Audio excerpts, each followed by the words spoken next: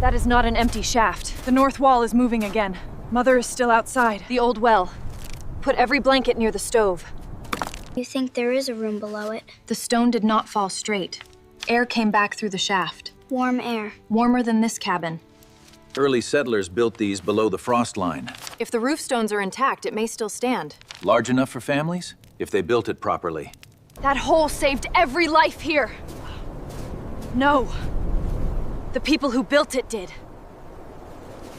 The wind that came off the Judith Mountains did not blow so much as it pressed a sustained lateral force that found every gap in every structure on the cutter's flat basin and worked at it without rest, without mercy, without any interest in what a person had built or how long it had taken them to build it. It came from the northwest in October of 1886 with a patience that felt almost deliberate, as if the land itself had decided to make an argument and intended to finish it before spring. Wren Calloway felt it through the wall before she heard it. She was standing inside what remained of the cabin, her hand pressed flat against the pine board nearest the northwest corner, when the vibration moved through the wood and into her palm. Not a sound. A frequency. The kind that told her the joint behind that board had shifted again, that the frame was no longer square, that whatever the cabin had been built to withstand, it was no longer built to withstand it. She did not move her hand right away. She stood there 38 years old, her dark hair threaded with early gray at the temples, her boots still carrying the clay from the morning's work at the fence line, and she listened to the wall, the way a doctor listens to a chest, not for what it was saying, but for what it was about to say. Outside, the horses along the basin's eastern edge had already turned their backs to the wind. She had seen them that morning standing in a line with their heads dropped low, their tails pressed flat, their entire posture one long statement of endurance. They did not fight it, they absorbed it, and the ones that had been here longest stood the most still. She took her hand from the wall. In the corner nearest the door, a pair of boots stood against the baseboard. Men's boots size 11, the leather worn smooth at the toe from years of walking the same paths in the same way. Edmund Calloway had worn those boots for 6 years before the accident at the Gallatin Range copper operation took him in August of 1885. 14 months ago. The boots had not moved since Jonas had placed them there the evening of the funeral, and Wren had never asked him to move them, and Jonas had never offered. She looked at the boots for a moment. Then she looked out the window, the one that still had glass, the south-facing one at the sky above the basin, which had turned the particular shade of pewter that did not mean weather was coming, so much as it meant weather had already decided to come and was simply finishing the arrangements. Jonas came in from the yard without knocking, which he never did, and pulled the door shut behind him with his shoulder because the latch had been stiff since September. He was 13, her son, and he had the look of a boy who had grown faster than expected and was still catching up with the fact of his own size. Edmund's jaw. Edmund's way of standing with his weight slightly forward as if ready to begin whatever needed to begin. But the eyes were hers, that particular quality of observation, the habit of watching a situation all the way around before committing to a response. 2 of the fence posts on the north run are going to go over, he said. Not a complaint. A report. Wren nodded once. Which 2? 3rd and 7th from the gate. We'll reset them tomorrow if the ground hasn't locked. Jonas glanced at the window at the sky she had been watching. Ground's already hard an inch down. She absorbed this without expression. One more thing that could not be repaired in the time remaining before the season made repair impossible. She added it to the list she carried in her head, the list that had been growing since August, since she had walked the cabin's perimeter and understood without needing a carpenter to confirm it that the structure was failing in too many places at once. The wind found the gap under the door and moved across the floor in a cold, thin current. Bed appeared from behind the curtain that separated the sleeping area from the main room. She was 6 years old and small for her age and had her mother's coloring. The dark eyes, the olive-brown complexion that Edmund had always said came from his grandmother's side of the family, a history that had traveled a long road to arrive here on a failing homestead in Montana Territory. She was carrying a piece of cloth she had been working at with a needle and thread, and she held it up when she entered the room as if presenting evidence. I made a knot, she said. A good one. Wren looked at the cloth. That's a good one. Bet sat down near the stove, satisfied with this, and returned to her work. Jonas watched his sister for a moment, then looked back at his mother. There was something in his expression that he had not yet learned to conceal the awareness that things were more serious than he was being told, combined with the adolescent frustration of not knowing exactly how serious. He had overheard enough. He was not a child who missed the tone of conversations even when he missed the words. "Are we going to be all right this winter?" he asked. Wren looked at him directly. She had decided long ago that Jonas deserved directness, that softening the truth for him did not protect him, but only delayed the education that life was going to provide regardless. "We're going to work hard at it," she said. He accepted this the way he accepted most things from her, not with relief, not with fear, but with a kind of settling, as if a question had been converted into a task, which was something he knew how to handle better than uncertainty. Silas Merck arrived the following morning. He came on a gray mare that moved without hurry, and he dismounted at the fence post, the one that was still standing, and tied his horse with the particular care of a man who took seriously the maintenance of things that belonged to him. He was 50. Merck, with the kind of weathered composure that came not from physical labor, but from years of sitting across tables from people who owed him money and watching them try to find a way around the arithmetic. He was not unkind. That was the particular difficulty of Silas Merck. He was not cruel, not vulgar, not the sort of man that made it easy to resent him. He kept his accounts in a leather-bound ledger with a brass clasp, and his figures were never wrong, and he gave credit freely in summer and collected it with perfect patience in fall, and there was nothing about any of this that was dishonest. It was only that honesty in this case was its own kind of pressure. Wren met him at the door before he knocked. "Mrs. Calloway." He held his hat at his side. His eyes moved professionally and without malice across the cabin's exterior, the boards, the joints, the sagging line of the roof ridge. He did not comment on what he saw. "Mr. Merck, I won't keep you long." He reached into his coat and produced the ledger already open to her page. He held it toward her, though she did not take it. She knew the numbers. "You're carrying $64 in outstanding credit. Rope iron fittings, nails, mostly from the spring and summer. Edmund's account transferred to yours after the settlement." "I know what it's from." "Of course." He closed the ledger with a small clean sound. "I'm not here to press you, Mrs. Calloway. I'm here because the season is changing and it's better to speak plainly now than to have a harder conversation in January." He paused. "End of November is when I'd need to see movement on it. Some of it, not all of it. I'm not unreasonable." Wren held the doorframe without leaning on it. "End of November," she said. "That gives you 6 weeks." She said nothing. 6 weeks was not enough. She had known that before he arrived, and he likely knew it too, and both of them were standing in the shared knowledge of that fact without needing to state it. Merck's eyes moved once, just once, past her shoulder to the yard beyond the cabin, to the strip of broken ground where the stone pushed up through the thin soil, and the land office had seen no reason to map with any precision. His gaze settled there for perhaps 2 seconds, then returned to her face. "Does the land out past the yard carry water?" he asked. His voice was the same as it had been for the entire conversation, even professional, free of any register that might reveal what was behind the question. "No," Wren said. "The well went dry years before we came." "Then it doesn't carry much value, I suppose." He said this the way a man says a thing he has already considered from several directions, not a conclusion, a position. "I'll see you end of November, Mrs. Calloway, or hear from you before then if something changes." He put his hat back on, untied his horse with the same unhurried care, and rode back the way he had come. Wren stood in the doorway until the gray mare had cleared the bend in the track. Then she stepped back inside, closed the door against the wind, and stood with her back to it. The $64 sat in the room with her like a presence. She had no harvest left to bargain with. The garden had produced less than expected. The summer had been dry in ways that Edmund's irrigation plan had not anticipated, and she had reworked it twice and still come up short. She had put up what she could. She had sold 2 of the 3 remaining steers in September at a price that the market did not apologize for. What remained in the root cellar was enough to carry them through the winter if nothing else went wrong. But it was not enough to carry them through the winter and settle $64.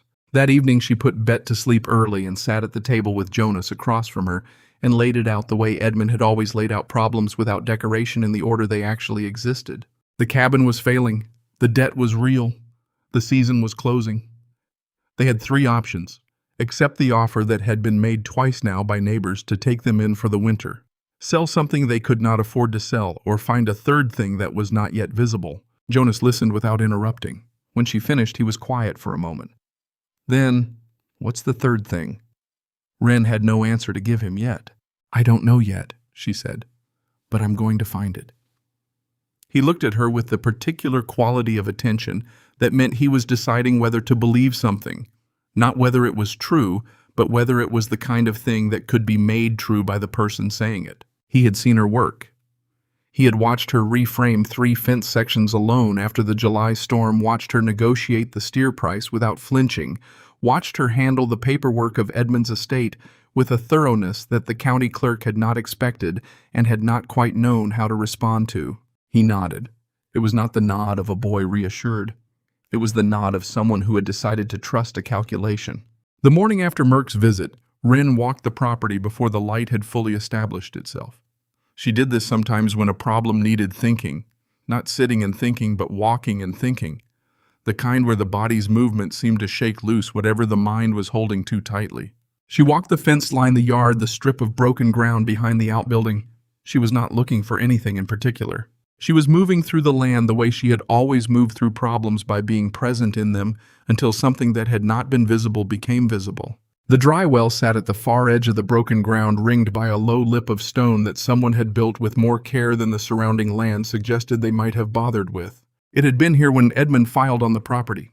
A previous claim, previous water that had pulled back too deep to matter, previous ambition that had run out before the well ran full. She had used it over the years for the same reason anyone used a dry well with good stone walls and nothing better to do with it as a cold hold. She had lowered meat into it in the height of summer, wrapped in cloth, and retrieved it cooler than the air above had any right to produce. She had lowered a bucket of water once on a day in July, when even the well water from the neighbors tasted warm, and brought it back up with the cold still in it. She stood at the lip now and looked down. The stone was solid. The walls had not crumbled. Whatever had been done to line this shaft, it had been done by someone who understood that a thing built into the earth needed to hold against the earth, not just against the air. The depth was perhaps 12 feet, maybe 14. It was hard to judge from above. She found a loose stone near her boot and dropped it in. It hit the bottom with a sound that was lower, duller than it should have been for the distance, the sound of packed earth, not open space.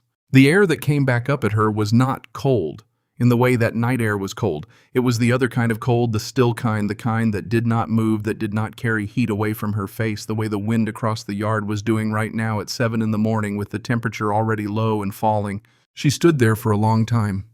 There was something Orrin Frome had said once at the supply store to nobody in particular, in the way that men with a particular kind of knowledge sometimes spoke sideways into the middle distance, as if the information were simply passing through them on its way somewhere else. He had been talking about the storage cellars he built into hillsides for ranchers who needed to keep food through both summers and winters without losing it to heat or freeze. He had said the earth doesn't follow the weather. Not past a certain depth, it moves on its own time. Sometimes not at all. Wren had heard it. She had filed it somewhere. She had not known at the time that she was filing it. She looked at the stone walls of the well, at the depth she could not quite measure, at the stillness of the air that came up from it without moving, without taking. She looked at the cabin 40 yards away with its failing joints and its wind-worked seams and its boards that no longer held tight against the air. Then she looked back at the well. The pieces did not come together dramatically. There was no single moment of illumination. It was more like watching a lock open, the tumblers falling into place one at a time, each one making the next one possible until the mechanism released and the thing that had been locked was simply no longer locked. She was not discovering anything. She was recognizing something that had been present the entire time, waiting for her to stop looking at the problem from the direction everyone else was looking at it. She turned and walked back to the cabin. "Get your coat," she told Jonas. "Come with me." He looked up from the harness he was repairing. "Where?" "To look at something." He left the harness without argument and followed her out. She showed him the well without explaining it first. She let him stand at the lip and look down. The way she had looked down, and she watched his face move through the same sequence hers had. Curiosity, then measurement, then something that was not yet understanding but was its own kind of beginning. "How deep?" he asked. 12 feet, maybe 14. He dropped to one knee and held his hand over the opening. He held it there for a moment, feeling what came up. "It's not cold the same way," he said. "It's different cold." "Still cold," she said. "Not moving cold." He stood back up. He looked at her. Then he looked at the cabin. Then at the well. He was doing the same calculation she had done, and he was arriving at the same place, and she could see the exact moment he arrived at it, because his expression changed not to excitement, but to the particular stillness of someone who has just understood something they cannot ununderstand. "You want to live in it," he said. It was not a question. I want to know if we can. He looked down again. It's narrow. Wide enough. The stove won't fit easy. Nothing worth doing fits easy. He was quiet. She gave him the quiet. This was something she had learned early in his life, that Jonas processed things in a different order than most people, that he needed to go through the practical objections first before he could arrive at the emotional ones, and that trying to rush him through that process only lengthened it. Finally, he said, "People are going to talk." She had expected this. They'll talk. By spring, we'll see who was right. He looked at her for a long moment. Then the same nod as last night, the deliberate one, the one that was a decision rather than an agreement. He turned toward the outbuilding. "I'll check the rope we have." Wren went to find Orrin Frome. He lived 2 miles east of Cutter's Flat in a low structure that was itself an argument for his methods, built into the base of a long, gradual slope, the back wall, earth in the front, the only exposure to weather, and even that sheltered by the overhang of the hill above it. He had built it himself, of course. He had never seen the point of explaining why. He was 71 and moved with the careful deliberateness of a man who had learned that joints like old buildings needed to be treated with consideration. He was splitting kindling when Wren arrived, and he set down the maul and looked at her without surprise, because Orrin Frome had reached an age where most things that arrived on his doorstep arrived because they had nowhere else to go, and this had long since stopped surprising him. She told him what she was thinking. She did not soften it or frame it strategically.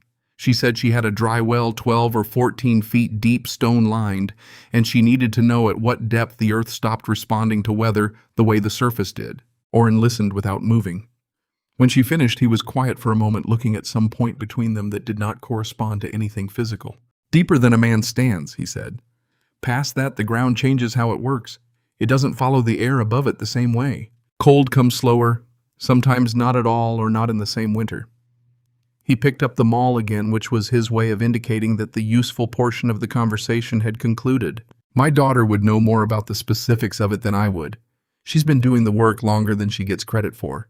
Wren nodded. "I'll speak to Delia. She'll be more useful than me." He set the maul to another piece of wood. "And she won't waste your time telling you what won't work before she's seen what might." Wren left him to his kindling. On the road back, she passed the Grice property.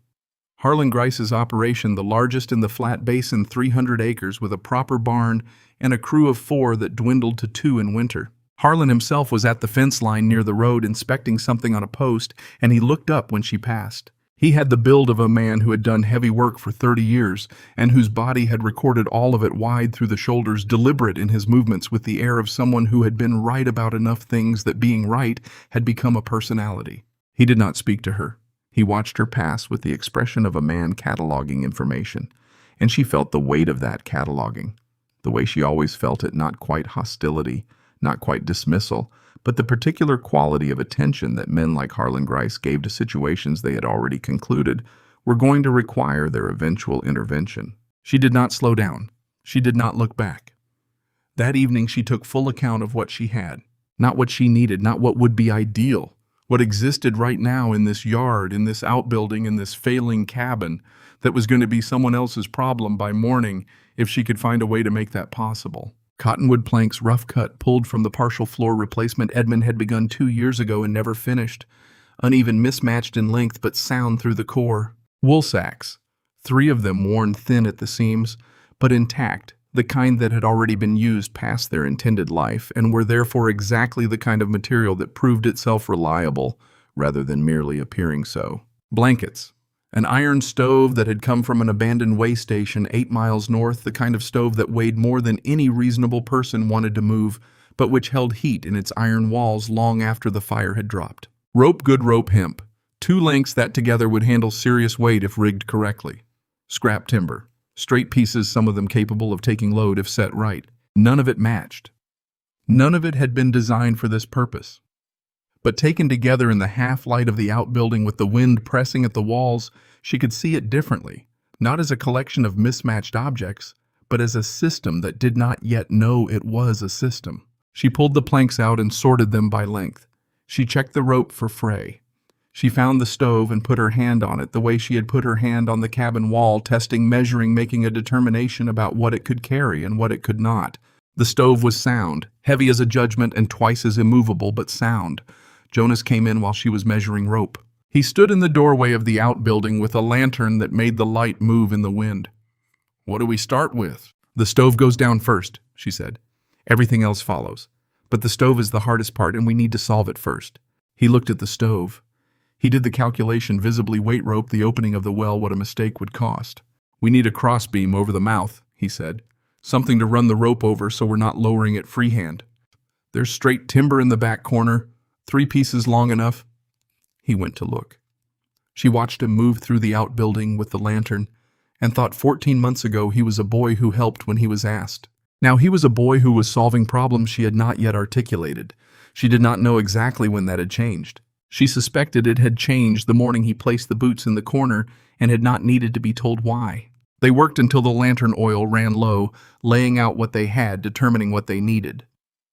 Wren made the list in her head, not on paper, because paper in a leaking cabin with a damp floor was not where you put important things.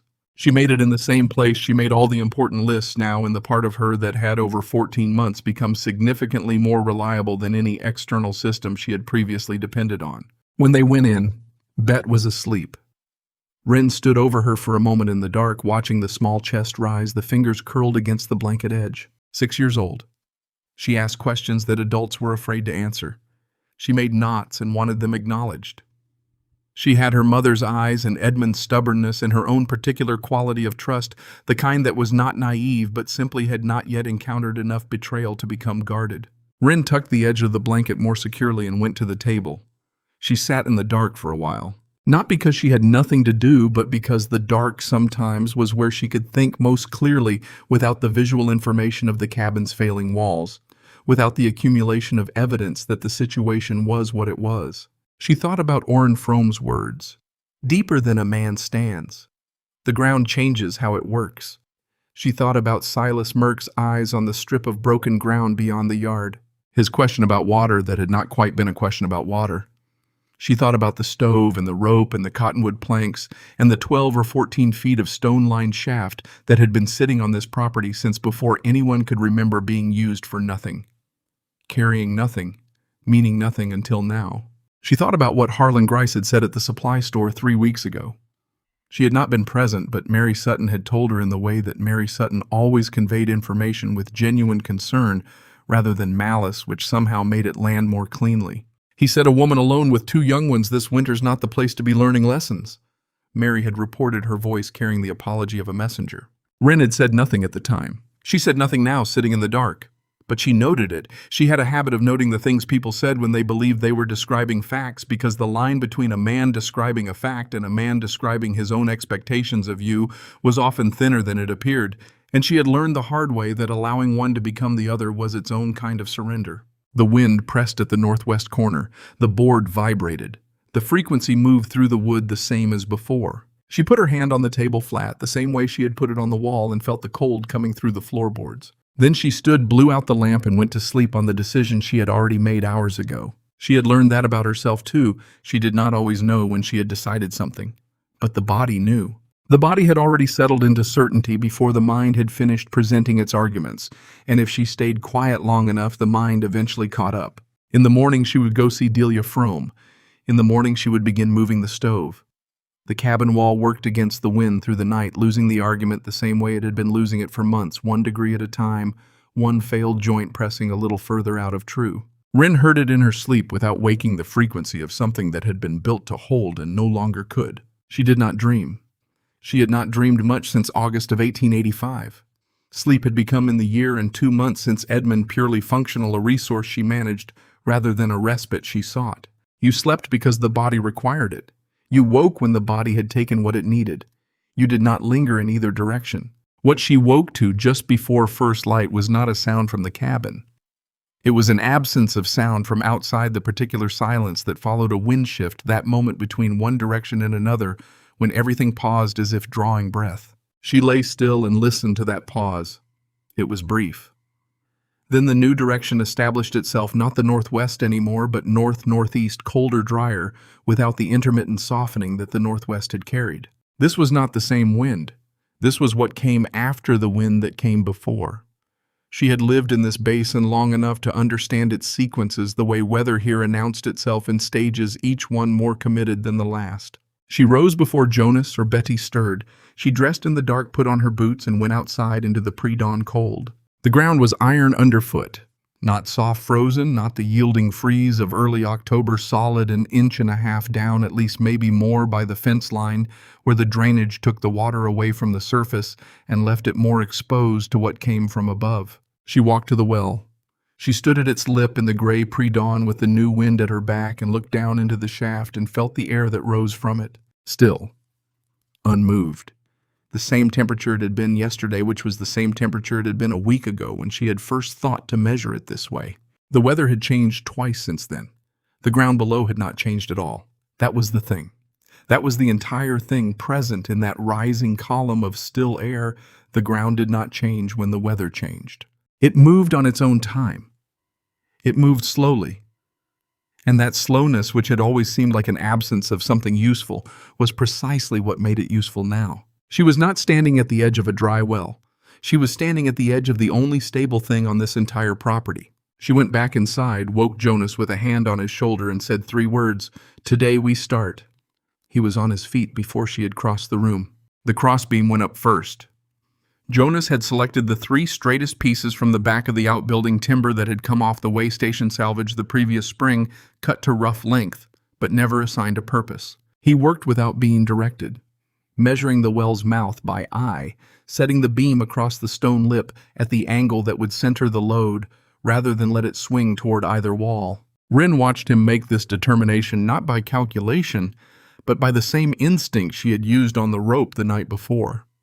The instinct that came from having handled enough physical problems that the body developed its own mathematics. She had not taught him that. Life had taught him that. She was only grateful the lesson had come early enough to matter now. They rigged the rope over the beam with a wrap that would hold under load but release cleanly if they needed to adjust. The stove sat in the yard between them, gray iron squat, indifferent to the difficulty it presented. It had heated the way station for years before the way station became no one's concern. It had heated the Callaway cabin for 2 seasons after Edmund hauled it back on the wagon, cursing its weight at every rut in the road. It was the most reliable object Wren owned, which was precisely why moving it was not optional. She took the main line. Jonas took the secondary, not to bear equal weight, but to control the swing. They had talked through this the night before. The stove's center of mass was not centered. It was low on one side, where the iron was thicker near the firebox, which meant it would try to rotate as it descended, which meant the secondary line was not assistance, but correction. They lifted it to the edge together, the weight redistributing between them as the stove shifted from yard to lip. Wren felt it in her shoulders and the base of her neck, in the particular way her hands gripped the rope when the load was real rather than estimated. "Ease it," she said. They eased it. For 3 seconds the stove hung level over the mouth of the well, suspended between where it had been and where it needed to go. And the morning light caught the iron in a way that made it look briefly like something that had always been meant to hang there. Then the rope slipped. Not far, 8 inches, perhaps 10, but the stove swung hard to the left as it dropped, and the iron struck the stone wall of the shaft with a sound like a bell that had no interest in being musical. The line jerked through Wren's hands, burning across her palm. She held it. Jonas on the secondary pulled to compensate, but the correction came a half-second late and added rotation rather than removing it, and the stove swung back the other direction and struck the opposite wall. "Stop." Her voice was flat, carrying nothing but the instruction. They held it there. Both of them braced the rope taut, the stove oscillating in the darkness below with a slow, dangerous patience. Wren could feel the weight through the line, the way you feel a living thing through a tether. Not static, but breathing constantly, making small adjustments that had to be answered with small adjustments of your own. When the motion dampened, she said, "Bring it up." They brought it up. Jonas set it on the lip of the well and looked at his hands. The secondary rope had cut across the base of his fingers where the gloves had ridden down during the correction. The skin was not broken, but it was bright red, and she could see from the way he held his right hand slightly open that it was more than surface. She crossed to him, took the hand, turned it to the light. The rope had dug a groove across the base of all 4 fingers, deepest at the ring finger where the line had caught and held an instant longer than the rest. "It needs wrapping," she said. His jaw was set in the way it set when he was angry at himself, not at the situation, not at her, but at his own body for making an error that he felt should have been preventable. He was 13, her son, and he had his father's intolerance for his own mistakes, which was a quality that made a man dependable in the long run, but painful to watch in the immediate term. "I pulled too fast," he said. "You pulled when I didn't say pull. That's my fault. I should have told you to hold rather than assume you'd know the difference by feel." She kept her voice level. "The load shifted before I expected it. I didn't warn you." He looked at her. This was the thing he had not expected. The specific thing, the admission of a particular error rather than a general reassurance. She watched him absorb it, the recalibration of understanding that the mistake had not been entirely his to carry. She wrapped the hand with strip cloth from the outbuilding. Not tight enough to restrict movement, firm enough to protect the damaged skin for the next attempt. They reset the rope with a second wrap around the crossbeam post, which reduced the slip risk at the cost of making the lowering less smooth. They shifted Jonas 3 feet to the right, changing his angle on the secondary so that his correction would come across the swing rather than into it, too. They talked through the sequence again, not at length, because the length was not what had been missing the first time. The first time had been missing one specific piece, what to do when the stove began to rotate before either of them had asked it to. The second lowering took 4 times as long as the first attempt. Every foot of descent was deliberate rope taken in at a rate that felt almost ceremonial. Each hand position checked before the next movement began. The stove moved without drama. It settled at the bottom with a low, solid contact iron meeting packed earth, and the rope went slack in a way that felt like an exhale. Neither of them spoke. What had gone down was not just a stove. What had gone down was the commitment. The thing that once lowered would be significantly harder to reverse than the decision to lower it had been. The stove at the bottom of the well was a different kind of fact than the stove in the yard. Rin pulled the rope back up and coiled it without looking at Jonas, because there was a kind of satisfaction in work completed that she did not want to interrupt with acknowledgement. Some things were better felt than named. The platform came next. She cut the scrap timber into short lengths, 6 inches uniform, set flat along the base in lines that followed the shaft's diameter rather than fighting it. The well was not perfectly round. It was the shape that a man with a good eye had made when he was more interested in function than geometry, which meant the platform needed to be fitted rather than calculated. She fitted it. The cottonwood planks went across the short timber sections in alternating directions, not for aesthetics, for structural resistance. A floor that ran all one direction had one set of vulnerabilities. A floor that crossed itself had fewer. Edmund had taught her this when they were putting in the cabin subfloor, and it was one of the things she had retained, not because she had expected to use it, but because it was the kind of knowledge that had a certain internal logic that made it difficult to forget. The platform sat 4 inches above the packed earth floor. 4 inches was not insulation. It was separation, a break in the direct contact between the living surface above and the ground below, which was colder at its skin than at its depth. Cold did not float up in a well the way heat floated up in a room. Cold pooled. It stayed where it was placed. By lifting the floor 4 inches above where cold pooled, she had not removed the cold. She had simply declined to offer it a direct path. She stood on the platform when it was done, tested the give. There was none. She shifted her weight to the corners, to the center, to the seam between 2 planks where failure, if it was going to show, would show first. Nothing moved. She climbed back out. Jonas was waiting at the rim, his wrapped hand held slightly away from his body, working the fingers in small, controlled movements. "Does it hold?" he asked. "It holds." He nodded. Then, in the particular way he asked the questions that mattered most without looking at her directly, his gaze going to the middle distance. "If it doesn't keep the heat, what do we do?" She had thought about this. She had thought about it the way she thought about most things that did not have clean answers, by holding the question until something more useful than false certainty presented itself. "Then we've lost 1 night's sleep," she said. "We'll know by morning whether it works. If it doesn't, we adjust." He was quiet. She could see him deciding whether to accept this as sufficient. He did eventually, with the same deliberateness he brought to everything. "All right." Bet came out of the cabin carrying her cloth and her needle, and the particular expression of a child who has been patient for as long as patience is reasonable and now expects to be included. "Is it ready?" she asked. "Not yet," Wren said. "Tonight." Betty looked at the well with the focused assessment of someone who has been told to wait for something and is attempting to determine whether the waiting will have been worth it. "Will there be room for my things?" "There'll be room for what matters." Bet accepted this with the gravity of a diplomat. She returned to the cabin step and sat down with her sewing, bringing her work with her into the situation the way she always brought her work, as if the world's disruptions were most appropriately managed with something useful in her hands. Delia Frome arrived mid-morning without announcement. She was 31, Oren's daughter, and she had the kind of physical competence that made itself known without effort, the way she walked across broken ground, without adjusting her pace, the way her eyes moved across a structure and took inventory in the same sweep. She had spent 15 years working alongside her father's hillside building operation, initially because she had been available and later because she had become better at it than the men her father hired, which was a fact the men her father hired had responded to in the predictable ways, none of which had altered the fact. She came to the well and did not stand back from it. She stepped up to the lip and looked down, then crouched and put her hand over the opening, the way Jonas had put his hand over it the previous morning, feeling the quality of what came up. She did not ask permission to go down. She swung herself onto the rope Wren had left in place and descended without discussion, and Wren could hear the sound of her boots on the platform, the shift of her weight as she tested it, then the silence of someone who has stopped moving because they have found something worth being still for. When she came back up, her expression was the careful blank of someone processing more information than they were ready to organize. "Where does the smoke clear?"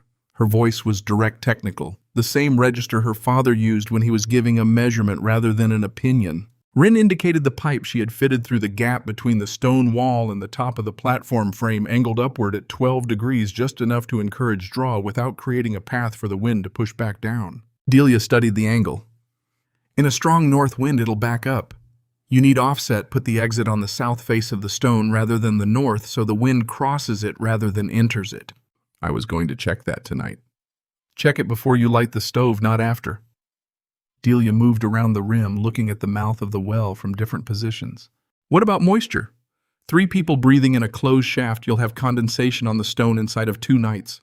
Wren lifted the edge of one of the wool sacks she had positioned along the lower interior of the shaft, tucked between the platform and the stone, not sealed, not caulked, just present as a break between the cold stone surface and the air the platform occupied. Delia looked at this for a long moment. Something in her expression shifted not to approval exactly, but to the particular quality of attention that indicated a thing had been encountered that was more considered than expected. "It might hold," she said. She turned and walked away the way she had come, directly without ceremony, as if the conversation had been completed by the well itself, rather than by either of the people standing next to it. She did not look back. Wren watched her go. That was the most useful thing anyone had said to her in 6 weeks. The talk in Cutter's flat had been moving for 3 days by the time it reached its clearest form. Wren heard the clearest version from Jonas, who had heard it from a boy at the supply store, who had heard it from his father, who had heard it from Harlan Grice himself. Though by the time it reached Wren, it had been refined by repetition into something more polished than any single person's first statement. Harlan had said women understood fire. They understood how to maintain it, how to manage it in the domestic sense. What they did not understand, what could not be understood without years of working the land through its full range, was what fire was actually fighting in a Wyoming winter. A woman building her shelter into a hole was not solving a problem. She was hiding from it, which was a different thing entirely, and the cold would make no distinction between the two. Jonas relayed this without editorial. He had learned from watching his mother that information was most useful when it was delivered without the messenger's emotional reaction attached to it. Wren listened to all of it. When Jonas finished, she asked, "What did you say when he told you?" "I didn't say anything." "Good." He looked at her carefully. "You're not going to respond to it. The spring will respond to it." She set down the tin cup she had been holding. "If we're right, no words are necessary. If we're wrong, no words will help." He sat with this. She could see him examining it from multiple angles, not for flaws, but for whether it was the kind of position that would hold under pressure. Then he went back to what he had been doing, which was sharpening the small folding knife that had been his father's, a task he performed with more regularity than the knife required, but that served a different purpose than sharpening. That evening, the 3 of them moved into the well. Jonas went first with the blankets, lowering them carefully so the edges would not drag on the stone. Then Bet, who descended the rope with less hesitation than most adults would have shown, her cloth bundle tucked under one arm, her free hand on the rope with the competence of a child who has been climbing things since she could reach them. Then Wren, last, checking each placed object as she descended the rope's attachment at the crossbeam, the pipe angle, the position of the wool sacks against the lower stone. The quality of the air changed before she reached the bottom. Not in temperature so much as in character. The wind, which had been pressing at her back all day, was simply gone. Not blocked, not muffled. Gone. The air in the shaft held itself in a kind of stillness that was not silence but was close to it, the absence of the constant friction between moving air and stationary objects that constituted the ambient sound of the surface in October. She lit the stove. The flame caught with the second match climbing the kindling in an orderly progression that told her the draw was working, that the pipe angle was doing what it needed to do. She fed it 3 pieces of split wood, not more, not less the amount she had decided on before descending the amount she intended to use as her measuring point for what the space required versus what she might be tempted to add if the cold pressed at her. The heat rose slowly. Not the aggressive, immediate spread of a fire fighting a drafty room, something more gradual, more concentrated, as if the heat had nowhere to go and had therefore decided to stay where it was generated. Bet watched the flame through the stove grate with the focused attention she brought to anything that moved in an interesting way. "It's pretty," she said. "Don't touch it." "I know that." Delivered with the exasperation of someone whose intelligence has been underestimated. Jonas sat against the stone wall opposite the stove with his wrapped hand resting on his knee, testing the temperature of the air the way he had been taught to test uncertain things without announcing the test, simply paying attention until the data accumulated. 2 hours passed. The fire dropped to coals. Wren did not add wood. The temperature in the shaft had not risen dramatically. It was not warm in any sense that would have seemed remarkable to someone arriving from a heated room. But it had not fallen. The cold that had been at their feet when they descended was still at their feet, not lower, not reaching up through the platform the way it reached through floorboards in a drafty cabin. The stone walls held the same temperature they had held 2 hours ago. Bet fell asleep without announcement. She did not declare that she was tired. She simply stopped being awake, curled on her side with her cloth bundle under her cheek, one hand loosely holding the blanket edge. Jonas stayed awake longer. He was watching the stove the way Wren was watching it, not the flame, the iron, the way the metal held or released what the fire had put into it. Then came the smoke. She had offset the pipe, but not far enough, or the wind above had shifted further north than it had been when she set the angle which changed the pressure dynamic at the exit point. The smoke did not pour back in. It seeped a thin gray presence in the upper part of the shaft that thickened slowly over the course of 20 minutes into something that changed the quality of breathing without yet making it dangerous. Jonas noticed it before she said anything. She could tell by the way he lifted his chin and drew a slightly longer breath than normal, testing the air for what was in it. "It's not clearing," he said. She was already moving. She crossed the space in 2 steps, reached the rope, went up, hand over hand into the cold open air above. The wind hit her face like a correction. She found the pipe exit by touch in the dark, relocated it 6 inches south along the stone face, repacked the gap with a piece of wool she had brought up in her coat pocket for exactly this kind of adjustment. She went back down. The change was not immediate. The air in the shaft continued thickening for another 10 minutes while the new angle established its draw. Jonas kept his eyes on Bet, checking the rhythm of her breathing. Not because Bet showed any sign of distress, but because he was 13 years old and his sister was 6 years old, and he had decided somewhere in the past 14 months that watching over her was his specific responsibility, regardless of whether anyone had assigned it. When the seep began to clear visibly, the gray thinning from the upper shaft back toward the pipe, Jonas's shoulders dropped 1/2 an inch. An unconscious release. Wren added 1 piece of wood to the stove. Only 1. "It's correcting," she said.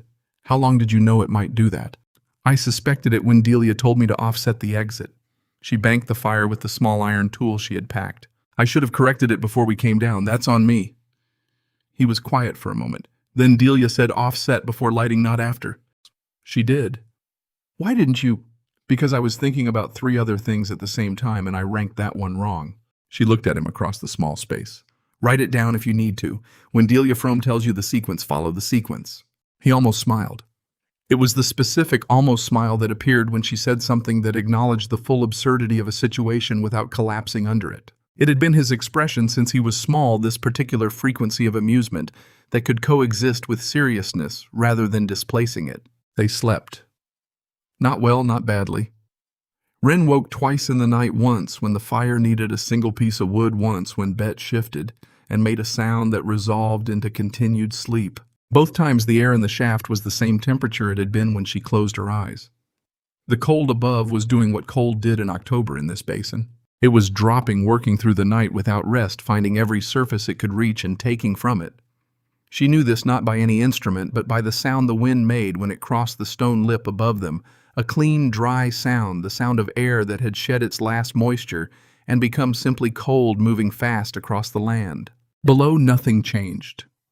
Morning came as a shift in the light at the mouth of the well, a gray brightening barely perceptible that told her the sun had risen somewhere above a heavy overcast without troubling the temperature at all. Bet woke up, looked around, and her first words were, "Can we go outside today? Not is it warm? Not did we make it through?" The question of someone whose night had been comfortable enough that the only thing left to think about was what came next. Wren climbed out first and checked the surface. The ground had locked overnight, not the deep freeze of full winter, but the brittle, unforgiving lock of a morning that had dropped below 10 degrees and intended to stay there. The water in the barrel near the outbuilding had gone solid across the top, not just skimmed. The mud near the fence post had taken a set that would not release until midday, if then. She looked at the cabin. The frost on the south-facing window, the one with glass, was thick enough to have formed patterns in the corners, which meant the interior had not held much heat through the night. The fire in there would have burned out before midnight. The boards around the northeast corner had contracted in the cold opening, the gap at the joint another 1/8 of an inch, which was an 1/8 of an inch they did not have to give. She looked at the well. The air rising from it was the same air that had been rising from it yesterday. She went back down, fed the stove 2 pieces of wood, waited until the iron was warm, then came back up and began the morning work. They fell into a pattern over the next 5 days that was less routine than metabolism. Not the repetition of identical actions, but the rhythm of a living system, making continuous small adjustments to stay in balance. The fire required less wood than Wren had budgeted. The moisture on the stone walls required more management than she had planned. The pipe exit required daily attention, because the prevailing wind never held exactly the same angle 2 days in a row, and each variation changed what the draw needed. She made each adjustment without drama, without announcing what she had noticed. She simply noted the condition, identified the correction, applied it. Noted the result, filed it.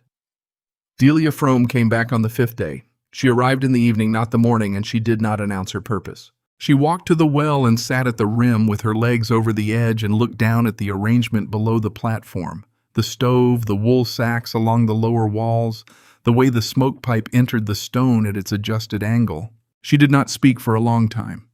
Then, "My father thinks it'll fail when the real cold hits." Wren below looked up at her. "What do you think?" "I think it might not."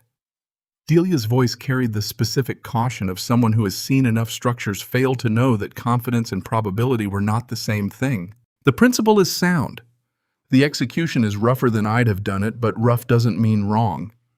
She paused. "The moisture is going to be your sustained problem.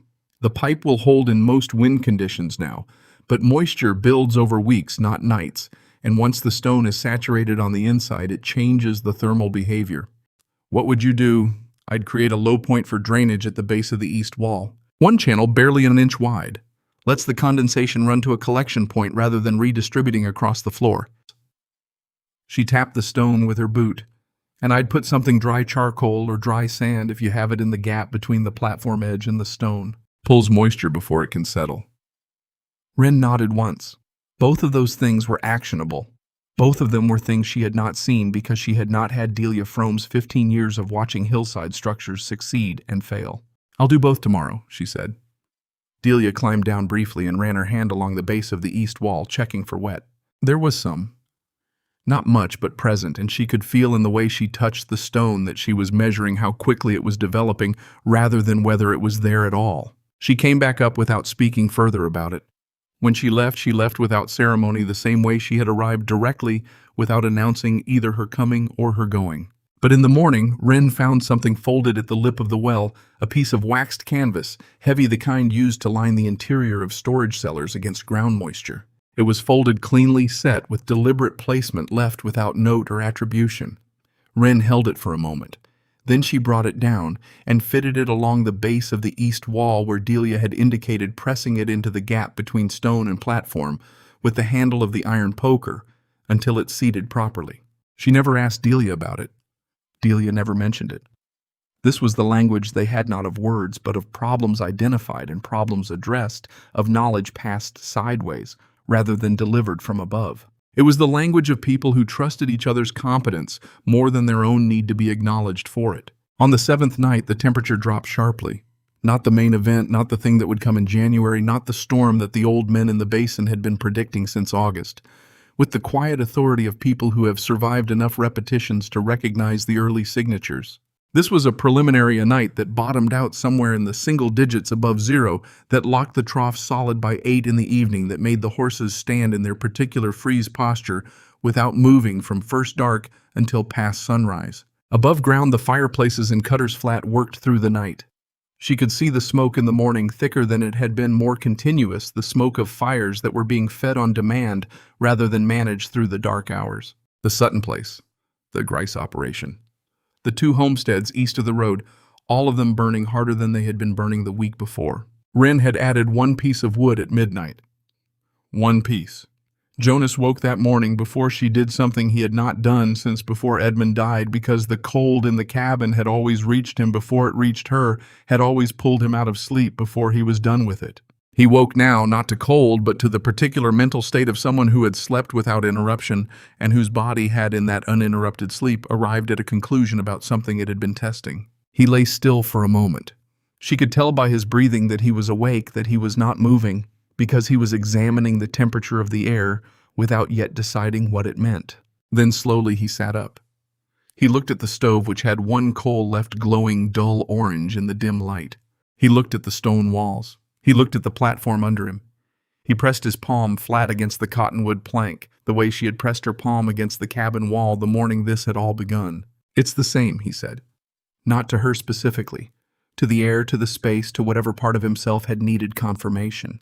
"The temperature didn't fall last night. It's the same as when I went to sleep." Wren was already awake. She had been awake for an hour. "I know," she said. He turned and looked at her across the small space. His face held something she had not seen in it in 14 months. Not joy, which would have been the wrong register for a morning in a dry well in October, with $64 of debt and a rancher's contempt sitting just above their heads on the surface of the earth. It was more contained than joy. It was the specific quality of someone who has made a bet on something uncertain and has just received the first solid evidence that the bet was not foolish. He did not say anything further. He reached for the last piece of wood beside the stove and added it without being asked. Outside, the single-digit cold held through the morning, then softened to the low 20s by noon in the way that the preliminary cold always softened, not because it was finished with them, but because it was only the first statement of an argument that would take the entire winter to complete. Wren climbed out, checked the surface, assessed. The yard looked at the far basin where the mountains above the Judith Range carried fresh snow on their upper faces. She stood in the midday cold for a few minutes without hurrying back down. The real winter was still ahead, the thing that would come in January, the thing the old men named in low voices at the supply store, the thing that had broken the cattle operations of 1875 and 1880 and every other year that the records bothered to keep. That was still a question. But this morning had been an answer. Not the complete answer. Not the answer that ended the argument. Just the first data point of the kind that in her experience tended to repeat. She went back down. The sky that came in from the north on the 3rd week of January did not arrive with the gradual escalation of ordinary winter weather. It arrived as a fact, a single committed atmospheric event that the old men in the basin had been naming since November without knowing exactly when it would choose to make itself real. The clouds that preceded it were not the soft gray overcast of a normal storm system. They were white. Not the white of snow, but the white of pressure of air, compressed until all its color had been driven out of it, moving at a low altitude across the Judith Mountains with the flat, purposeful speed of something that had already decided what it intended to do. Wren saw it from the well's mouth at mid-morning.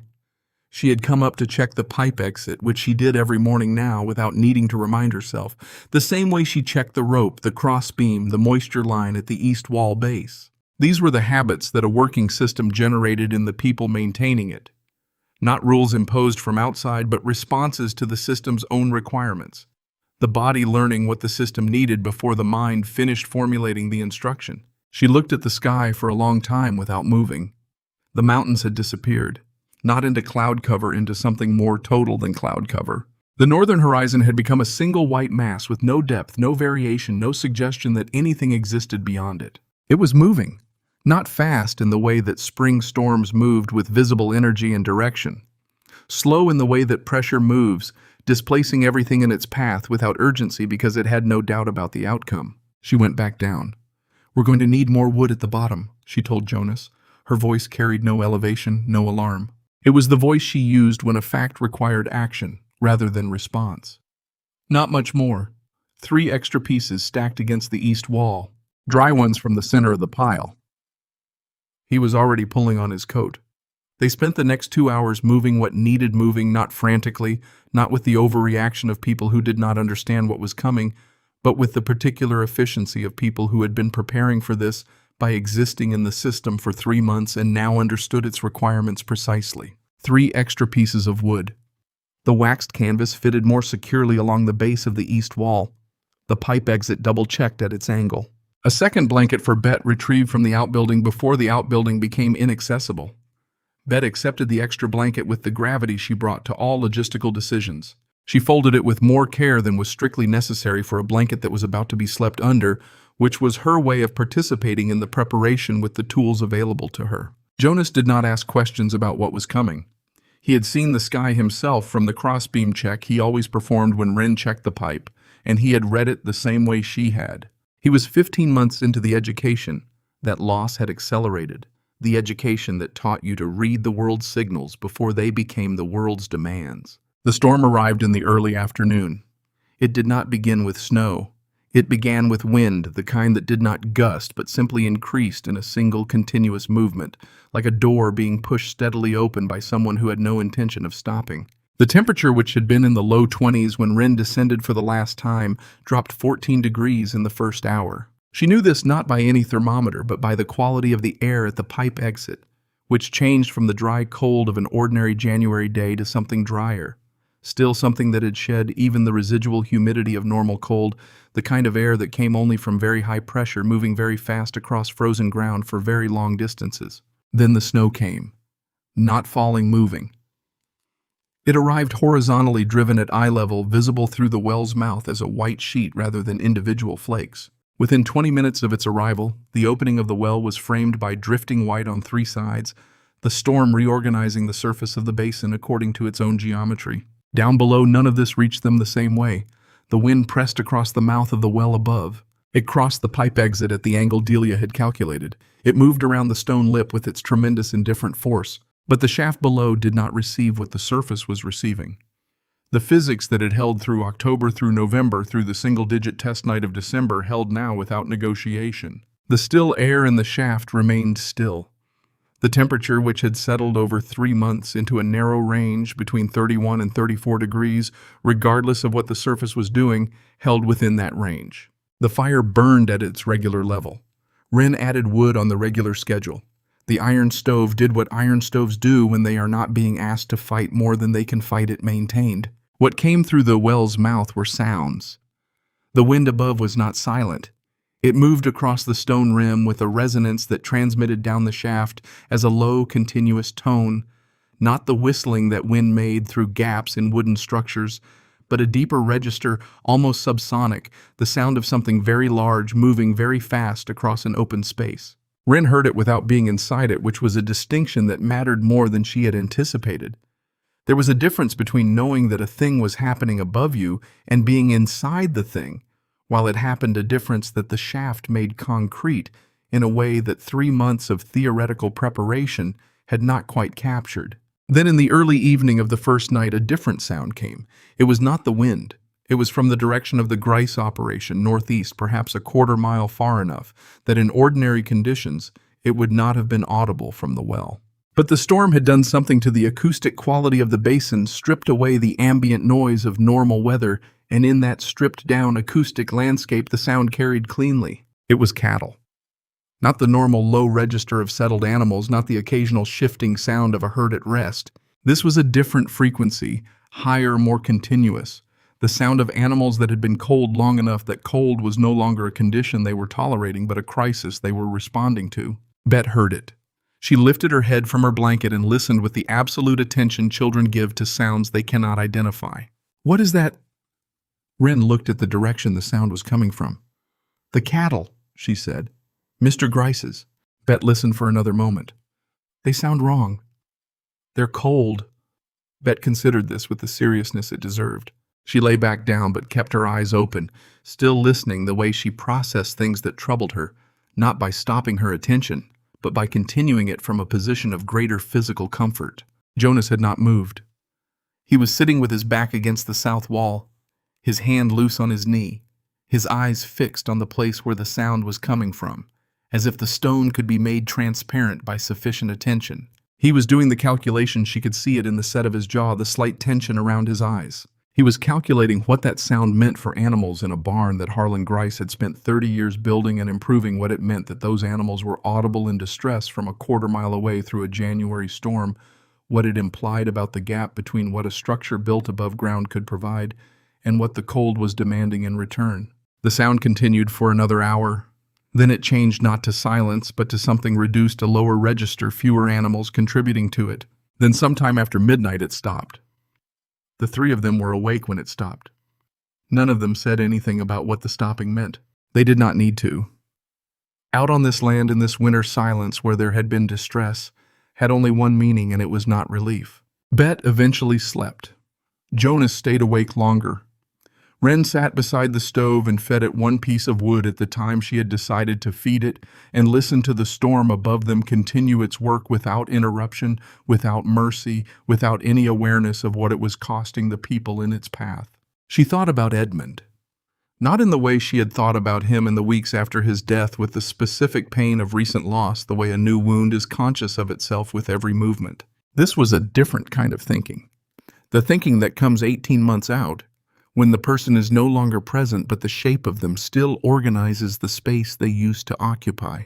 Edmund had chosen the copper operation because it was stable, because it paid a wage rather than depending on weather, on harvest, on the 1,000 variables of working land. He had looked at the risk of farming through Montana winters and decided the risk of underground work was smaller. He had made a reasonable calculation based on the information available to him.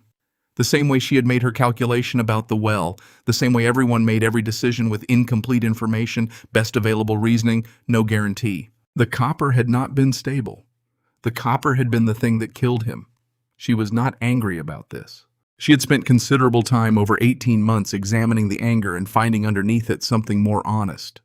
The recognition that the world did not organize itself around any individual's survival, that it had no position on whether you made it through or not, that the only variable you could actually influence was the quality of your own reading of it. She had read the well correctly. She was reading it still. The storm held for 3 full days. On the second day, she climbed out once to check the pipe exit, which required clearing the accumulated drift from the west side of the stone lip before the cross pressure could establish itself cleanly. The surface was unrecognizable. The basin had been leveled not by accumulation so much as by redistribution. The wind moving snow from the exposed ridgelines and depositing it in the low spots, filling the yard's geography with a new white geometry that bore no relationship to the ground beneath it. The cabin 40 yards away showed a thin line of smoke from its chimney. She had kept a small fire there not for warmth, because no one was inside it, but to keep the pipes from freezing solid and splitting, which would be expensive to replace. The fire would burn through what remained of the wood stacked inside. She had calculated this before the storm and determined that the loss was acceptable. Wood inside a failing cabin was not an infinite resource regardless. She did not stay on the surface long. The wind made prolonged exposure a tax on the body's reserves that the body could not afford during a storm of this duration. She checked what needed checking, cleared what needed clearing, went back down. On the third day, the wind dropped. Not gradually. In the way the storm had arrived as a single committed change, a door swinging shut rather than closing by degrees. 1 hour the basin was white noise and horizontal movement. The next it was the particular silence of aftermath air that had exhausted itself and was now simply still colder than it had been before the storm began, the temperature having dropped during the 3 days to something below what any of them had experienced before. Wren climbed out into the silence. The cold hit her face like a physical surface. Not the bite of moving air, but the blunt pressure of air that was not moving at all, dense with cold heavy with it. Her breath came out in a long, white plume that dissipated upward without wind to carry it sideways. The basin around her was white and absolute and still. From the direction of the Grice operation, no sound came. She stood there for perhaps 5 minutes in the aftermath of the largest storm she had experienced in 9 years in this basin, and what she felt was not triumph. It was something more like the specific weight of a conclusion that has been earned rather than assumed heavy, not because it was bad, but because it was real, because it had cost something to arrive at, because the cost was still visible in the silence from the northeast. She went back down. Bet's first words of the morning, "Is the snow done?" "Done." "Can I go outside?" "When it's light enough to see where you're stepping." Bet accepted the timeline with the negotiating posture of a child who has learned that the adults in her life set limits for specific reasons, and that those reasons, when investigated, generally turn out to be real. She began getting ready with the focused efficiency of someone who intended to have all prerequisites complete at the earliest possible moment. Jonas was already thinking about the surface. Wren could tell by the angle of his attention the way his focus had shifted from the interior of the shaft to the direction of the well's mouth. He was thinking about what the yard looked like, about the livestock they had moved to the partial lean-to before the storm, about the fence lines that would have taken the drifting, about what the next 2 weeks of work would look like as the basin came back to itself. He was thinking she recognized the way his father had thought the morning after a difficult night forward toward the work, toward what needed to be done next, rather than toward the catalog of what the difficulty had cost. Harlan Grice came 3 days after the storm. He came alone on foot rather than horseback, because the drifting made the trail to her property impassable to a horse. Without 2 hours of preliminary work, he had not yet done. He walked the last half-mile in snow that reached his knee in the low spots, and when he arrived at the well, he was breathing harder than a man of his experience liked to admit to his coat, carrying the wet of exertion rather than precipitation. He stood at the rim. He looked down. He did not call out. He did not perform the arrival. He simply stood at the edge of the shaft and looked at what was below the platform, the stove with its low morning fire, the arrangement that had occupied his contempt from a distance for 3 months. Wren looked up at him from below. He was carrying a cloth sack. He had brought it the way a man carries something he has already decided to deliver, regardless of how the interaction goes. Held at his side without presentation, the carrying of it not yet a gesture, simply transportation. "I lost 9 head, he said. His voice came down the shaft without distortion. 9 cattle out of a herd that represented 30 years of selective breeding, strategic purchase, and the kind of sustained attention that men like Harlan Grice gave to the things that constituted their life's work. 9 was not a number. It was a portion of something that could not be replaced in a single season or at a single price. He said it without requesting sympathy. He said it as information, the way the most significant losses are sometimes delivered without the apparatus of emotion, because the apparatus is still being assembled somewhere below the surface, where it cannot yet be reached. "I'm sorry for them," Wren said. "They were in the barn, good barn. Solid walls, proper banking at the base, enough stored feed for twice the storm that came." He stopped. His jaw worked once, the movement of a man organizing something he is not entirely prepared to say. "It wasn't enough. The cold found the gaps in the high walls. I never built for that. I built for the winters we'd had, not for the one that came." Below him the fire held its low, steady burn. The air in the shaft sat unchanged at its narrow range, the same temperature it had been at the storm's beginning, the same temperature it would be at the storm's end, indifferent to the difference between the two. He held the cloth sack over the shaft's edge. It contained flour, she could tell by the weight of it when Jonas stepped forward and took the line, lowering it with the competence of someone who had been managing loads in this space for 3 months. Jonas set it against the west wall without being asked. Wren reached below the platform to the space where the cold had been doing preservation's work since October. She brought up a wrapped piece of beef firm sound, neither frozen solid nor beginning to turn. The platform's separation from the earth had kept it at the temperature that the earth maintained below the frost line, cold enough to preserve, stable enough never to swing in either direction. She handed it up. Harlan took it in both hands, turning it once, examining it with the assessment of someone who understood meat at the level of a person whose livelihood had depended on it for 3 decades. He was quiet for a long moment. Then he said, "Can I come down?" She moved aside. He descended the rope with more care than Jonas used the care of a larger body in an unfamiliar space, each foot placed with deliberate precision, the hands on the rope tightening and releasing with the specific rhythm of someone compensating for uncertainty about what they would find at the bottom. When his boots touched the platform, he straightened.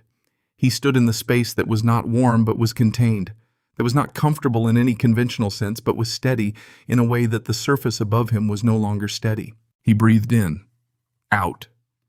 The air moved cleanly through his lungs without the effort that cold air on the surface required in January, the effort of warming it before it reached the depths of the breath. He looked at the stove, at the platform, at the stone walls with their wool sacking at the base, the waxed canvas along the east wall's drainage channel, the pipe entering the stone at its precise offset angle.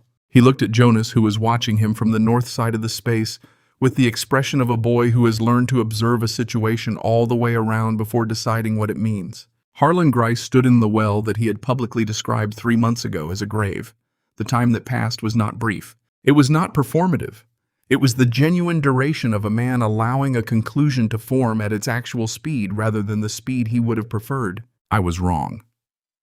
He said it without qualifier, without the apparatus of self-defense that most people attach to the admission of significant error. 3 words flat delivered to the air in front of him rather than to any specific recipient.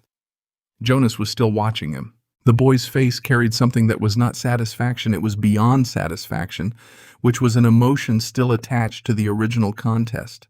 This was the expression of someone who has watched a true thing be recognized by someone who had previously refused to recognize it, which was a different and more complete resolution than simply being proven correct. Wren did not respond to the admission with words. She reached for the iron poker, adjusted the angle of the single piece of wood in the stove, and the fire took a small new shape in response. After a moment, Harlan said, "Will you show me how it's built?" She showed him. Not with explanation, with demonstration. She pointed to the platform, and the short timber beneath it indicated the gap between the platform edge and the stone wall. Ran her hand along the pipe's path from the stove to the exit. She showed him the drainage channel at the east wall base, the waxed canvas behind it. She showed him the intake position offset from the prevailing wind, placed where the wind's movement across the opening created draw rather than pressure. He watched with the focused attention of a man taking an inventory of principles rather than details, understanding that the specific measurements of this specific shaft were less important than the logic that had determined them. "Don't let the wind run through it," she said. "Give it a way to move past instead." He nodded. Not the nod of someone agreeing with a stated position. The nod of someone adding a piece to a structure that was becoming coherent. When he climbed out, he stood at the rim for a moment longer, looking back down. Then he turned toward his property and walked back through the drifted snow, the cloth he'd brought now replaced by the cut of preserved meat tucked under his arm.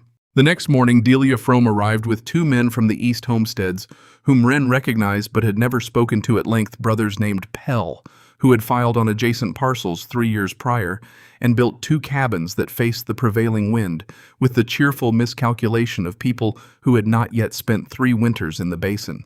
Delia did not position herself as an intermediary. She came in the same direct way she always came and stood slightly apart from the 2 men while they looked at the well and its construction, asking questions to Wren rather than to her. The older Pell brother Garrett, perhaps 40, with the careful deliberateness of someone who had rebuilt something from failure before, crouched at the rim and asked about the crossbeam placement, the load rating of the timber, the attachment method at the stone lip. He was asking about what he could replicate, which was a different quality of question than what he could judge. Wren answered each question the same way she had answered Delia's questions months before, by pointing, by showing, by allowing the structure to speak its own logic rather than translating it into the kind of authoritative language that removed it from the questioner's own hands. The younger brother, whose name was Lewis, and who said less but watched more carefully, asked only one question. How long did it take to know it was working? Wren considered this. 1 night to have evidence, 3 months to stop expecting it to fail. He held this answer with the expression of someone filing it away rather than processing it in the moment. Delia, standing at the rim while the Pell brothers descended to look at the platform, caught Wren's eye with the particular quality of acknowledgement that required no expression to be visible. The recognition passed between 2 people who had been working on the same problem from different angles that the problem had been solved. Within a week of the storm's passing, the first cuts appeared in the hillside north of the Pell property. Shallow at first, exploratory, tentative, the cuts of people who were testing a principle before committing to it. Then deeper as the principle confirmed itself with the resistance of the soil and the specific feedback of working hands. Others followed the same direction without necessarily following the same people. Harlan Grice began earthworks on the southern slope of his land, not a well, a different application of the same logic, a cut structure that put the storage cellar for his remaining livestock's feed into the hillside rather than the barn. He did not explain his reasoning to anyone who asked. He simply built, and his crew built with him, and the fact of the building explained itself. The men who built said nothing that sounded like theory. They said you cut back from the weather rather than standing in front of it. They said the floor sits above the ground, not on it. They said the air needs a way to move, not a way to stay. They said these things the way they described any procedure they had learned by doing without attribution, without historical context, simply as the way things were done. Silas Mert came in March when the basin had released enough of its snow that horses could move without post-holing through the drifts at every third step. He arrived in the morning this time without the gray mare on foot, his ledger under his arm, his coat, the same dark wool he wore in all seasons. He walked to where Wren was working at the fence line. The north run the post she had identified in October as needing reset, and he stood watching her for a moment before he spoke. She knew why he had come before he said it. She had known since the evening in October when his eyes had moved to the broken ground past the yard with the particular professional assessment of a man who was looking at an asset other people had not yet priced correctly. He told her a figure, a purchasing price for the property land, well, structures, all of it. The figure was reasonable. It was in fact generous in the way that offers are sometimes generous when the person making them believes they have identified value the seller does not yet fully understand. Wren set the post tamper down against the fence. "What did you hear about the well?" Merck paused. "I heard it worked through the January storm." From who? Harlan Grice. She absorbed the specific path of information, the fact that Harlan Grice had spoken about it at all, which was its own kind of acknowledgement from a man who did not distribute acknowledgement without deliberation. "I'm told," Merck continued, his voice maintaining its professional register, "that it kept 3 people through the worst storm this basin has seen in a decade on less wood than most households burned in a single day of that storm." He adjusted the ledger under his arm. "That kind of property has commercial applications. A cold storage operation, properly developed, properly managed." "What's outstanding on the account?" Wren asked. He knew the number without consulting the ledger. $61. She had paid $3 in December from the sale of preserved meat, 2 cuts to the Sutton family who had run low on their own stores, 1 to the supply store in exchange for credit on the dry goods she needed through February. She reached into her coat. The money she had was not what she had planned to have by March. She had planned to have more. The winter had cost her the 2 remaining pieces of livestock she had intended to sell in spring at the post-storm recovery price, which would have been favorable. She had made other calculations instead, smaller transactions, the kind that accumulated without drama, and the result was in her hand. $61. Exact. She held it toward him. He looked at it. He looked at her face. The calculation moving behind his eyes was not about the money was already accounted for in his ledger, already a resolved item.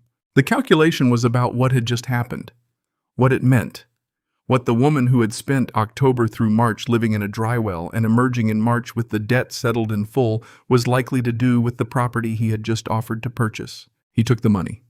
He opened the ledger, made the notation, closed it. The brass clasp caught the March light. "The land offer stands," he said, "if you change your mind." Wren picked up the post tamper. "I won't." He stood for a moment with the characteristic stillness of a man who does not respond emotionally to business outcomes, who has made a calculation and arrived at a new position and is now filing it.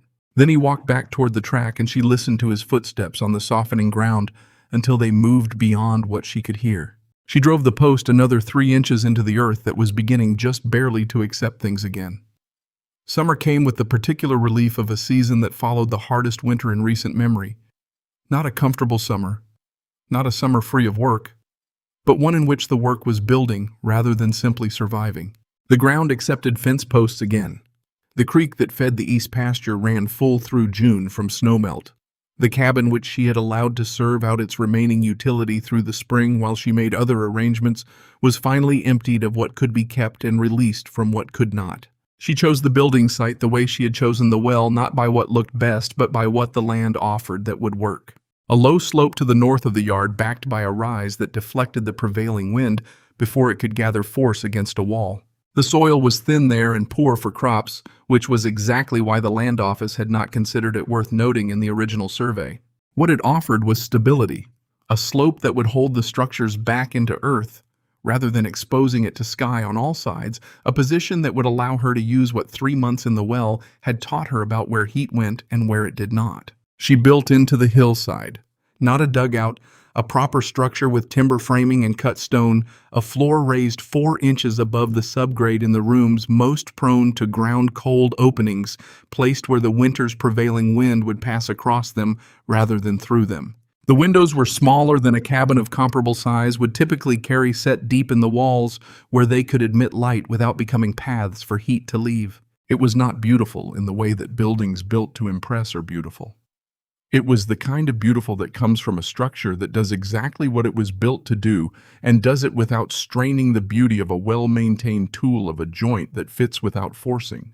Delia Frome came twice during the building, each time at a specific phase where her father's knowledge of earth contact construction could prevent problems that would not be visible until they were expensive. She charged Wren nothing for this, which Wren recognized not as charity, but as the extension of a professional relationship that had begun the previous autumn and had not yet found its natural terminus. Jonas worked the build from the first day to the last. He was not an assistant. He was a participant making decisions at his level with the same quality of attention he had brought to the rope in October to the secondary line during the stove's descent to the fire management through 3 months of a Montana winter in a stone shaft. He had been educated by the most demanding curriculum available necessity. Harlan Grice came once during the building with his son Noah, who was 10 years old, with the wide, attentive eyes of a child who had been brought somewhere specific for a specific purpose. Harlan let the boy look at the construction, the hillside integration, the floor framing, the window placement without narrating it. The looking was the lesson. The explanation, if it came at all, would come later from the boy's own processing of what his eyes had gathered. At the end of the visit, Harlan looked at Wren with the straightforward quality of a man who does not give credit often and therefore does not dilute it when he does. "The boy wants to understand how things hold," he said. Wren looked at Noah, who was examining the point where the structure's back wall met the hillside, running his small hand along the joint, the way she had run her hand along the cabin wall in October, testing for the frequency of something shifting that should not shift. "Bring him back when the building's done," she said. "I'll show him how to read ground." Harlan nodded once. He put his hat back on. He walked away with his son beside him, the boy looking back once at the structure taking shape in the hillside. The well filled over the following 2 years without anyone's assistance. Snow collapsed the edges in the winter of 1888, narrowing the mouth. Spring melt moved soil into the shaft. The stone walls, relieved of their specific purpose, began the slow process of becoming part of the earth around them, rather than a structure separate from it. By the winter of 1889, the opening was shallow enough that a person could step across it without difficulty. By the spring of 1890, it was a depression. By the summer of that year, the grass had found it. There was nothing left to mark what had happened there. But the winter of 1886 to 1887 had been the worst the territory had recorded in 15 years, and 3 people had come through it on less fuel than most households burned in the worst 3 days of it, and the basin that surrounded Cutter's Flat had reorganized something fundamental in how it chose to shelter itself, not dramatically, not in a single season, but in the quiet accumulation of decisions made by people who had seen something work and had let that observation change how they built. The names fell away first. Not immediately, but in the way that practical knowledge always travels. It moves from person to person, each transfer, reducing the attachment to its origin until the knowledge exists without the person who first demonstrated it. Men built into hillsides. Women placed floors above ground level. Children grew up believing that the first question you asked about a building site was what the earth below it was doing, not what the view from it might be. No one said where they had learned this. No one needed to. Wren Calloway did not need to be known for this to be true. She had built the thing, she had held it through the winter that tested it. She had paid her debt with money earned in part by what the well had preserved. She had built a structure that would outlast the well. By decades. She had answered the question that Harlan Grice had posed without meaning to pose it as a question about what a woman alone in this basin understood about the ground beneath her. She answered it the only way she had ever answered anything, by continuing to do the work. Jonas at 15 was already thinking about the parcel north of theirs that would come available when the Healy family moved east the following spring. He talked about it the way Wren had talked about the well, not with excitement, but with the specific, focused energy of someone who has identified a problem they know how to solve. He talked about where the building would sit on the slope, how the wind came off the ridge, what the ground would tell him if he dug a test hole at the base of the rise. He talked about it without knowing he was speaking in the language his mother had built. Bet at 8 had moved on to more complex sewing projects and had opinions about the placement of windows that were more sophisticated than they had any right to be given her age, given that she had spent 6 months of her 6th year living underground in a Montana winter. She wanted to be able to see the mountains from whatever room she spent the most time in. She wanted the light to come in from the south because she had observed without being told that south-facing light in a Montana winter lasted longer through the day than light from any other direction. She had been paying attention. She had been paying attention the whole time. On a morning in the second autumn after the great storm, the autumn of 1888, with the Judith Mountains showing their first snow above the tree line, the air carrying the familiar early bite of a season that had not yet decided what it intended to be, Wren walked the ground where the well had been. The depression was shallow now, nothing more than a slight concavity in the grass, the kind that a person not looking for it would step across without noticing. She stood at its edge for a moment. She was not given to sentiment in the way that people who have suffered tend to be given to it, the tendency to revisit the hard places with a kind of ownership of the difficulty, as if the suffering were the achievement, rather than what the suffering had required of you. She did not visit the well because she needed to remember what it had meant. She visited it because she was walking the property, and it was on the property, and she was a woman who looked at what was in front of her. What was in front of her now was grass, almost level ground. The sky above it was the particular deep blue of a Montana autumn morning, the kind of blue that existed only at altitude, only in a sky that had spent the night giving its moisture to the mountains and had nothing left to be cloudy with. The ground did not remember. She did not need it to. She turned back toward the house, the low structure fitted into the hillside, its back against the earth, its windows set south, its floor raised above the cold that pooled at ground level, and walked toward it with the same pace she had walked toward the well. The morning she first understood what it could do. The work was not finished. It was never finished on this kind of land in this kind of life.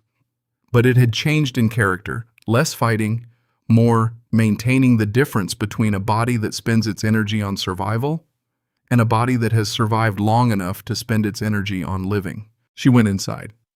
On the table near the south window where the morning light was best, Bet's current project was spread out a piece of cloth she had been working at for 2 weeks, with a patience that exceeded her years, making something out of what she had rather than waiting for what she wished she had. The mountains showed through the window. First snow on the high faces. The season arriving in stages, announcing itself before it committed, giving the people who knew how to read it the time they needed to be ready. Wren was ready. She had been ready since the morning she dropped a stone into a dry well and listened to how it landed.